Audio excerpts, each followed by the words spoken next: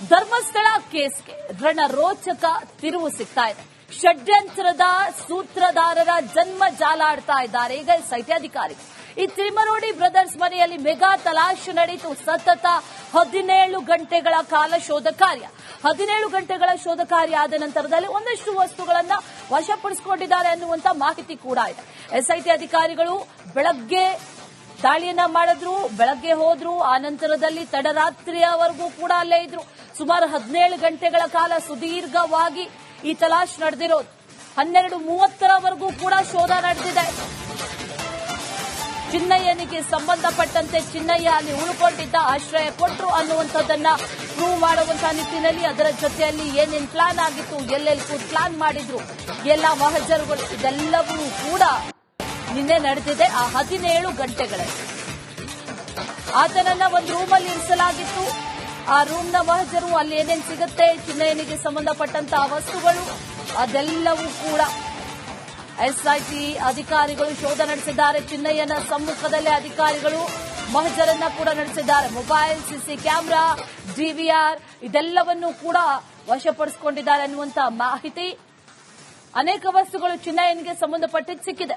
ಅದರಲ್ಲಿ ಬಹಳ ಮುಖ್ಯವಾಗಿ ಶೋಧಕ್ಕೆ ಬಂದಿರೋದು ಮೊಬೈಲ್. ಎಲ್ಲಿ ಚಿನ್ನಯ್ಯನ ಮೊಬೈಲ್ ಕಾಣಿಸ್ತಾ ಇರಲಿಲ್ಲ ಆರಂಭದಿಂದ ಬಂದ ದಿನದಿಂದಲೂ ಕೂಡ. ಹಾಗಾಗಿ ಮೊಬೈಲ್ ಎಲ್ಲಿ ಅನ್ನುವಂತ ಪ್ರಶ್ನೆ ಇತ್ತು. ಡೀಟೇಲ್ಸ್ ಅನ್ನ ಕೊಡ್ತಾರೆ ನಮ್ಮ ಪ್ರತಿನಿಧಿ ನಾಗೇಂದ್ರ ಬಾಬು, ದೂರವಾಣಿ ಸಂಪರ್ಕದಲ್ಲಿದ್ದಾರೆ. ನಾಗೇಂದ್ರ ಬಾಬು, ನಿನ್ನೆ 17 ಗಂಟೆಗಳ ಶೋಧ ಕಾರ್ಯ, ಒಂದಷ್ಟು ವಸ್ತುಗಳು ಸಿಕ್ಕಿದೆ ಅನ್ನುವಂತಹ ಮಾಹಿತಿ, ನಿನ್ನೆಯ ಕಂಪ್ಲೀಟ್ ವಿವರಗಳನ್ನ ನೀಡೋದಾದ್ರೆ. ನೋಡಿ, ನಿನ್ನೆ ಒಂದು ರೀತಿಯಲ್ಲಿ ಎಸ್ಐಟಿ ತನಿಖಾ ತಂಡದ ಒಂದು ತನಿಖೆಯ ಭಾಗದಲ್ಲಿ ಮಹತ್ವವಾದಂತಹ ಒಂದು ಬೆಳವಣಿಗೆ ಅಂತ ಕೂಡ ಹೇಳಬಹುದು. ಸುಮಾರು 17 ಗಂಟೆಗಳ ಕಾಲ ಸತತವಾಗಿ ತಲಾಶನ್ನ 2 ಜಾಗಗಳಲ್ಲಿ ನಡೆಸಲಾಗಿದೆ. ಪ್ರಮುಖವಾಗಿ ನಿನ್ನೆ ಬೆಳಗ್ಗೆ ಎಸ್ಐಟಿ ಕಚೇರಿಯಿಂದ ಮುಸ್ಕುದಾರಿ ಚಿನ್ನಯ್ಯನನ್ನ 9 ಗಂಟೆ ಸುಮಾರಿಗೆ ಎಸ್ಐಟಿ ಕಚೇರಿಯಿಂದ ಕರ್ಕೊಂಡು ಹೊರಟು ಅಲ್ಲಿಂದ ನೇರವಾಗಿ ಉಜಿರೆ ಬಳಿ ಇರುವಂತ ತಿಮರೋಡಿ ಅವರ ನಿವಾಸಕ್ಕೆ ಕರ್ಕೊಂಡು ಬರ್ತಾರೆ. ಅಲ್ಲಿ ಪ್ರಮುಖವಾಗಿ 2 ಮನೆಗಳಿರುವಂತದ್ದು. ಒಂದು ಕಡೆ ಮಹೇಶ್ ಶೆಟ್ಟಿ ತಿಮರೋಡಿ ಅವರ ನಿವಾಸ, ಅದಕ್ಕಿಂತ ಮುಂಚೆ ಸಿಗುವಂತದ್ದು ಅವರ ಸಹೋದರ ಮೋಹನ್ ಕುಮಾರ್ ಅವರ ನಿವಾಸ. ಈ 2 ನಿವಾಸಗಳಲ್ಲೂ ಕೂಡ ಆತ ಇದ್ದಂತ ಹಿನ್ನೆಲೆಯಲ್ಲಿ ಪ್ರಮುಖವಾಗಿ ಆ 2 ಮನೆಗಳಲ್ಲೂ ಕೂಡ ಒಂದು ಪ್ರಕ್ರಿಯೆ ಅಂತ ಹೇಳಿ ಒಂದು ಪ್ರೊಸೀಜರ್ ಏನ್ ಕಾಣುತ್ತೆ, ಅದರ ಸಲುವಾಗಿ ಒಂದು ಪರಿಶೀಲನೆ ನಡೆಸೋದಕ್ಕೆ ಎಸ್ಐಟಿ ತನಿಖಾ ತಂಡ ಮುಂದಾಗಿತ್ತು. ಅದೇ ರೀತಿಯಾಗಿ ನಿನ್ನೆ ಕರ್ಕೊಂಡು ಹೋಗ್ತಾರೆ. ಹೀಗೆ ಪ್ರಮುಖವಾಗಿ ತನಿಖೆಯ ಸಂದರ್ಭದಲ್ಲಿ ಆತನ ಮೊಬೈಲ್ ಸಿಕ್ಕಿರಲಿಲ್ಲ. ಆತ ಬಳಸ್ತಾ ಇದ್ದಂತಹ ಮೊಬೈಲ್ ನ ಬಗ್ಗೆ ಮಾಹಿತಿಯನ್ನ ಕೇಳಿದಾಗ ಆತ ಎಲ್ಲೂ ಕೂಡ ತಾನು ಮೊಬೈಲ್ ಅನ್ನ ಬಳಸ್ತಾ ಇಲ್ಲ ಅನ್ನೋ ಮಾಹಿತಿಯನ್ನ ಕೊಡ್ತಾ ಇದ್ದ. ಆದ್ರೆ ಎಸ್ಐಟಿ ಮೂಲಗಳಿಂದ ಅಂದ್ರೆ ಎಸ್ಐಟಿ ತನಿಖಾಧಿಕಾರಿಗಳು 2 ಕಡೆ ಅಂದ್ರೆ ಆತನಿಗೆ ಸಂಬಂಧಪಟ್ಟಂತಹ ಮನೆ ಆಗಿರ್ಬೋದು, ಪತ್ನಿ, ಎಲ್ಲರೂ ಕೂಡ ಹೋಗಿ ಎಲ್ಲಾ ಕಡೆ ಹೋಗಿ ಒಂದಷ್ಟು ವಿಚಾರಣೆ ನಡೆಸಿದಾಗ ಆಕೆಯ ಪತ್ನಿ 2 ಬಾರಿ ಫೋನ್ ಮಾಡಿದ್ದ, ಅಷ್ಟು ಬಿಟ್ರೆ ಇನ್ನು ಇಲ್ಲಿವರೆಗೂ ಕೂಡ ನಾನು ಮಾತಾಡಿಲ್ಲ ಅಂತೇಳಿ ಒಂದು ಮಾಹಿತಿಯನ್ನ ಎಸ್ಐಟಿ ಮುಂದೆ ಹಂಚಿಕೊಂಡಿದ್ದ. ಆದ್ರೆ ಈತ ಫೋನ್ ಅನ್ನ ಮಾಡಿದ್ದ ಪತ್ನಿಗೆ, ಜೊತೆಗೆ ಸಂಬಂಧಿಕರ ಜೊತೆ ಮಾತಾಡ್ತಾ ಇದ್ದ. ಆದ್ರೆ ಅದು ಯಾವ ಫೋನ್ ಅನ್ನೋದ್ರ ಬಗ್ಗೆ ಮಾಹಿತಿಯನ್ನ ಕಲೆ ಹಾಕೋದಕ್ಕೆ ಎಸ್ಐಟಿ ಮುಂದಾಗಿತ್ತು. ಆದ್ರೆ ಆ ಫೋನಿನ ಬಗ್ಗೆ ಯಾವುದೇ ರೀತಿಯಾದಂತಹ ಮಾಹಿತಿಯನ್ನ ಕೊಟ್ಟಿರಲಿಲ್ಲ. ಮತ್ತೊಂದು ಕಡೆ ಈತನ ಬಂಧನ ಆದ ಬಳಿಕ ಅಂದ್ರೆ ಎಸ್ಐಟಿ ಕಸ್ಟಡಿಗೆ ಪಡೆದುಕೊಂಡ ಬಳಿಕ ಒಂದಷ್ಟು ಪ್ರಕ್ರಿಯೆಗಳನ್ನ ಮಾಡಬೇಕಾಗತ್ತೆ. ಈತ ಎಲ್ಲಿ ಇರ್ತಾ ಇದ್ದ, ಎಲ್ಲಿಂದ ಬರ್ತಾ ಇದ್ದ, ಒಂದಷ್ಟು ಸ್ಥಳ ಮಹಜರನ್ನ ಮಾಡುವಂತ ಕೆಲಸವನ್ನ ಮಾಡಬೇಕಾಗತ್ತೆ. ಹಾಗಾಗಿ ಆ ಒಂದು ಭಾಗವಾಗಿ ನಿನ್ನೆ ಮಹೇಶ್ ಶೆಟ್ಟಿ ತಿಮರೋಡಿ ಮನೆಯಲ್ಲಿ ಆತ ಉಳ್ಕೊಂಡಿದ್ದು ಎಲ್ಲರೂ ಕೂಡ ಗೊತ್ತಿತ್ತು. ಹಾಗಾಗಿ ಎಸ್ಐಟಿ ತನಿಖಾ ತಂಡ ಆತ ಎಲ್ಲಿ ಉಳ್ಕೊಂಡಿದ್ದ ಅಂದ್ರೆ ಕಳೆದ 1 ತಿಂಗಳಿಂದ ಈ ಒಂದು ಬೆಳವಣಿಗೆ ಆದ ಬಳಿಕ ಎಲ್ಲಿ ಉಳ್ಕೊಂಡಿದ್ದ ಅನ್ನೋದ್ರ ಬಗ್ಗೆ ಒಂದು ದಾಖಲೆಯನ್ನ ಮಾಡಲೇಬೇಕಾದಂತ ಹಿನ್ನೆಲೆಯಲ್ಲಿ, ಸ್ಥಳ ಮಹಜರನ್ನ ಮಾಡಲೇಬೇಕಾದಂತ ಹಿನ್ನೆಲೆಯಲ್ಲಿ ನಿನ್ನೆ ಬೆಳಗ್ಗೆ 9 ಗಂಟೆಗೆ ಎಸ್ಐಟಿ ಕಚೇರಿಯಿಂದ ಆತನನ್ನ ಕರ್ಕೊಂಡು ಹೊರಡ್ತಾರೆ. ಕರ್ಕೊಂಡು ಹೋಗಿ 2 ಮನೆಗಳಲ್ಲೂ ಕೂಡ ಅಧಿಕಾರಿಗಳು ಹೋಗ್ತಾರೆ. ಮೊದಲಿಗೆ ಮಹೇಶ್ ಶೆಟ್ಟಿ ತಿಮರೋಡಿ ಅವರ ಮನೆಯಲ್ಲಿ ಹೋಗಿ ಅಲ್ಲಿ ಸಂಜೆವರೆಗೂ ಕೂಡ ಒಂದು ತಲಾಶೆ ನಡೆಸ್ತಾರೆ. ಆತ ಯಾವ ಕೊಠಡಿಯಲ್ಲಿ ಇರ್ತಿದ್ದ, ಆತನಿಗೆ ಏನೆಲ್ಲ ವ್ಯವಸ್ಥೆಯನ್ನ ಮಾಡಿಕೊಡಲಾಗಿತ್ತು, ಆತನಿಗೆ ಏನೆಲ್ಲ ಸವಲತ್ತುಗಳು ಸಿಗ್ತಾ ಇತ್ತು, ಆತನ ಜೊತೆಲಿ ಆ ಮನೆಯಲ್ಲಿ ಬೇರೆ ಯಾರಾದ್ರೂ ಇರ್ತಾ ಇದ್ರಾ, ಅಥವಾ ವಕೀಲರು ಯಾವ ರೀತಿಯಾಗಿ ಸಂಪರ್ಕ ಮಾಡ್ತಾ ಇದ್ರು, ಈತ ಎಷ್ಟೊತ್ತಿಗೆ ಇಲ್ಲಿಗೆ ಬರ್ತಾ ಇದ್ದ, ಈ ಮನೆಗೆ ಯಾರಾದ್ರೂ ಬೇರೆಯವ್ರು ಬರ್ತಿದ್ರ, ಈ ತರದ ಒಂದಷ್ಟು ಮಾಹಿತಿಗಳನ್ನ ಕಲೆ ಹಾಕುವಂತ ಕೆಲಸವನ್ನ ಮಾಡಿದ್ರು. ಜೊತೆಗೆ ಮಹೇಶ್ ಶೆಟ್ಟಿ ತಿಮರೋಡಿ ಅವರ ನಿವಾಸದಲ್ಲಿ ಆತನಿಗೆ ಅಂತ ಕೊಟ್ಟಿದಂತ ರೂಮ್ ಅಂತ ಏನಿತ್ತು, ಆ ರೂಮ್ ನ ಒಂದು ಮಹಜರನ್ನ ಕೂಡ ಮಾಡ್ಕೊಳ್ತಾರೆ. ಅದಾದ ಬಳಿಕ ಅಲ್ಲಿಂದ ರಾತ್ರಿ ಸುಮಾರು 10 ಗಂಟೆ ಸುಮಾರಿಗೆ ನೇರವಾಗಿ ಈ ಮಹೇಶ್ ಶೆಟ್ಟಿ ತಿಮರೋಡಿ ಅವರ ಸಹೋದರ ಮೋಹನ್ ಕುಮಾರ್ ಅವರ ನಿವಾಸಕ್ಕೆ ಕರ್ಕೊಂಡು ಬರಲಾಗುತ್ತೆ. 10 ಗಂಟೆಯಿಂದ 2 ಗಂಟೆವರೆಗೂ ಕೂಡ ಅಲ್ಲಿ ಒಂದಷ್ಟು ತಲಾಶೆಯನ್ನು ಮಾಡುವಂತ ಕೆಲಸವನ್ನ ಮಾಡಲಾಗುತ್ತೆ.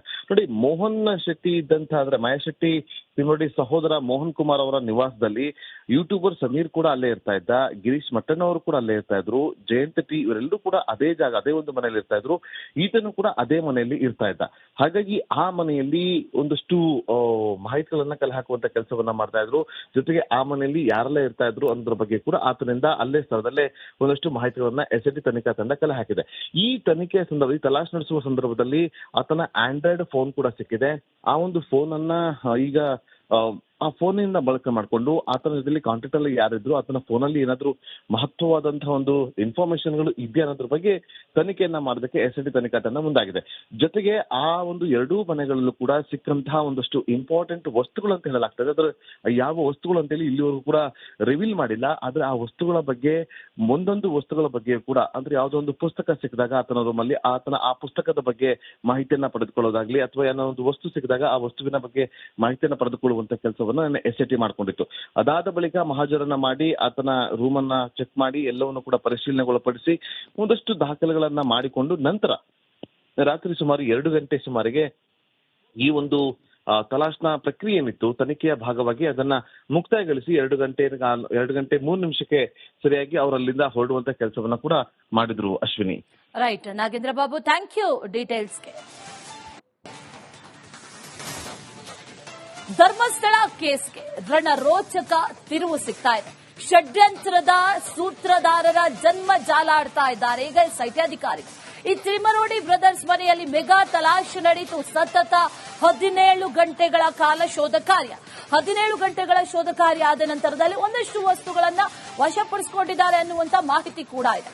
SIT ಅಧಿಕಾರಿಗಳು ಬೆಳಗ್ಗೆ ದಾಳಿಯನ್ನ ಮಾಡಿದ್ರು, ಬೆಳಗ್ಗೆ ಹೋದ್ರು, ಆ ನಂತರದಲ್ಲಿ ತಡರಾತ್ರಿಯವರೆಗೂ ಕೂಡ ಅಲ್ಲೇ ಇದ್ರು.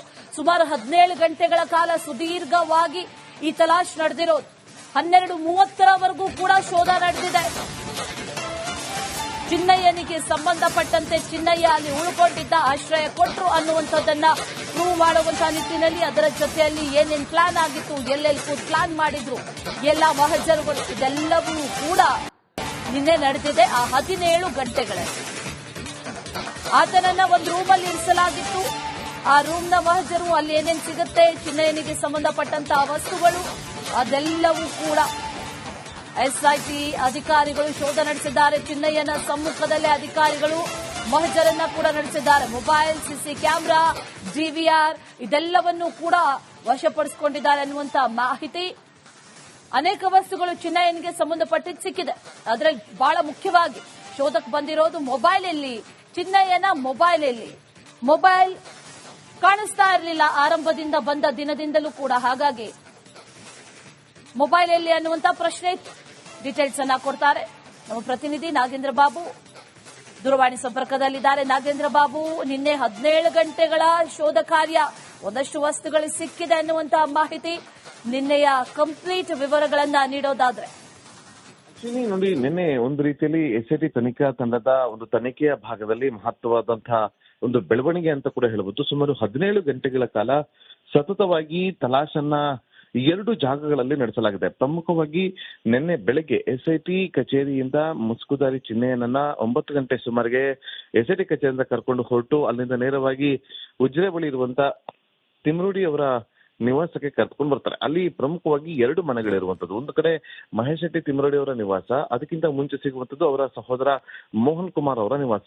ಈ 2 ನಿವಾಸಗಳಲ್ಲೂ ಕೂಡ ಆತ ಇದ್ದಂತ ಹಿನ್ನೆಲೆಯಲ್ಲಿ ಪ್ರಮುಖವಾಗಿ ಆ 2 ಮನೆಗಳಲ್ಲೂ ಕೂಡ ಒಂದು ಪ್ರಕ್ರಿಯೆ ಅಂತೇಳಿ ಒಂದು ಪ್ರೊಸೀಜರ್ ಏನ್ ಕಾಣುತ್ತೆ, ಅದರ ಸಲುವಾಗಿ ಒಂದು ಪರಿಶೀಲನೆ ನಡೆಸೋದಕ್ಕೆ SIT ತನಿಖಾ ತಂಡ ಮುಂದಾಗಿತ್ತು. ಅದೇ ರೀತಿಯಾಗಿ ನಿನ್ನೆ ಕರ್ಕೊಂಡು ಹೋಗ್ತಾರೆ. ಹೀಗೆ ಪ್ರಮುಖವಾಗಿ ತನಿಖೆಯ ಸಂದರ್ಭದಲ್ಲಿ ಆತನ ಮೊಬೈಲ್ ಸಿಕ್ಕಿರಲಿಲ್ಲ. ಆತ ಬಳಸ್ತಾ ಇದ್ದಂತಹ ಮೊಬೈಲ್ ನ ಬಗ್ಗೆ ಮಾಹಿತಿಯನ್ನ ಕೇಳಿದಾಗ ಆತ ಎಲ್ಲೂ ಕೂಡ ತಾನು ಮೊಬೈಲ್ ಅನ್ನ ಬಳಸ್ತಾ ಇಲ್ಲ ಅನ್ನೋ ಮಾಹಿತಿಯನ್ನ ಕೊಡ್ತಾ ಇದ್ದ. ಆದ್ರೆ SIT ಮೂಲಗಳಿಂದ, ಅಂದ್ರೆ SIT ತನಿಖಾಧಿಕಾರಿಗಳು 2 ಕಡೆ, ಅಂದ್ರೆ ಆತನಿಗೆ ಸಂಬಂಧಪಟ್ಟಂತಹ ಮನೆ ಆಗಿರ್ಬೋದು, ಪತ್ನಿ, ಎಲ್ಲರೂ ಕೂಡ ಹೋಗಿ ಎಲ್ಲಾ ಕಡೆ ಹೋಗಿ ಒಂದಷ್ಟು ವಿಚಾರಣೆ ನಡೆಸಿದಾಗ ಆಕೆಯ ಪತ್ನಿ 2 ಬಾರಿ ಫೋನ್ ಮಾಡಿದ್ದ ಅಷ್ಟು ಬಿಟ್ರೆ ಇಲ್ಲಿವರೆಗೂ ಕೂಡ ನಾನು ಮಾತಾಡಿಲ್ಲ ಅಂತೇಳಿ ಒಂದು ಮಾಹಿತಿಯನ್ನ SIT ಮುಂದೆ ಹಂಚಿಕೊಂಡಿದ್ದ. ಆದ್ರೆ ಈತ ಫೋನ್ ಅನ್ನ ಮಾಡಿದ್ದ ಪತ್ನಿಗೆ, ಜೊತೆಗೆ ಸಂಬಂಧಿಕರ ಜೊತೆ ಮಾತಾಡ್ತಾ ಇದ್ದ. ಆದ್ರೆ ಅದು ಯಾವ ಫೋನ್ ಅನ್ನೋದ್ರ ಬಗ್ಗೆ ಮಾಹಿತಿಯನ್ನ ಕಲೆ ಹಾಕೋದಕ್ಕೆ SIT ಮುಂದಾಗಿತ್ತು. ಆದ್ರೆ ಆ ಫೋನಿನ ಬಗ್ಗೆ ಯಾವುದೇ ರೀತಿಯಾದಂತಹ ಮಾಹಿತಿಯನ್ನ ಕೊಟ್ಟಿರಲಿಲ್ಲ.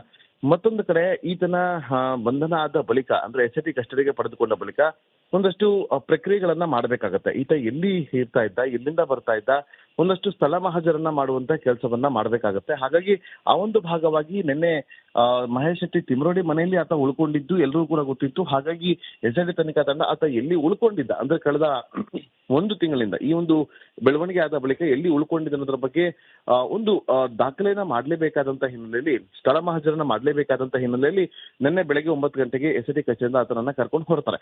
ಕರ್ಕೊಂಡು ಹೋಗಿ ಎರಡೂ ಮನೆಗಳಲ್ಲೂ ಕೂಡ ಅಧಿಕಾರಿಗಳು ಹೋಗ್ತಾರೆ. ಮೊದಲಿಗೆ ಮಹೇಶ್ ಶೆಟ್ಟಿ ತಿಮ್ರೋಡಿ ಅವರ ಮನೆಯಲ್ಲಿ ಹೋಗಿ ಅಲ್ಲಿ ಸಂಜೆವರೆಗೂ ಕೂಡ ಒಂದು ತಲಾಶೆ ನಡೆಸ್ತಾರೆ.